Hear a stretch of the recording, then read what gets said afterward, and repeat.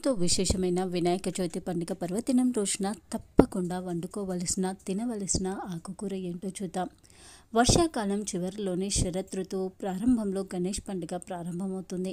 ఈ సమయంలో ప్రకృతి స్వయంగా తన రూపాన్ని మార్చుకుంటుంది. అలాంటప్పుడు మానవ శరీరంలో కూడా కొన్ని మార్పులు అనేవి సంభవిస్తూ ఉంటాయి. ముఖ్యంగా జలుబు, దగ్గు, జ్వరం వంటి ఇన్ఫెక్షన్స్ సులభంగా వ్యాపిస్తాయి.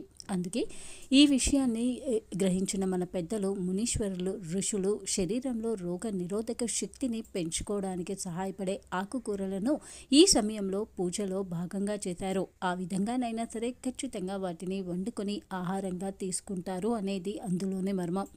అందుకే వినాయక చవితి పండుగ పర్వదినం రోజున వినాయకుని పూజలో తప్పకుండా ఉంచవలసినటువంటి ఆకుకూరగా తుమ్మి కూరను చేర్చారు. దీనినే ద్రోణ పుష్పి ఆకు అని కూడా అంటారు. వినాయకుడి పూజలో ఈ ఆకును సమర్పించడం ద్వారా భక్తి, విశ్వాసం, అంకిత భావం పెరుగుతుంది.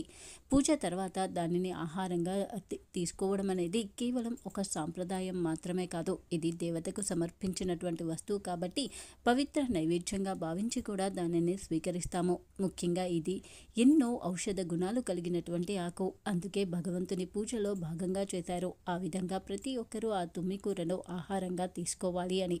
తుమ్మికూరను ఆహారంగా తీసుకున్న వారికి రోగ నిరోధక శక్తి పెరుగుతుంది. ఇది బ్యాక్టీరియాతో పోరాడే లక్షణాన్ని కలిగి ఉంటుంది. అలాగే ఈ ఆకుకూరను తినడం వల్ల జలుబు, దగ్గు, జ్వరాలు తగ్గుతాయి. అలాగే జీర్ణ సంబంధిత సమస్యలు కూడా తగ్గుతాయి. జీర్ణశక్తి పెరుగుతుంది.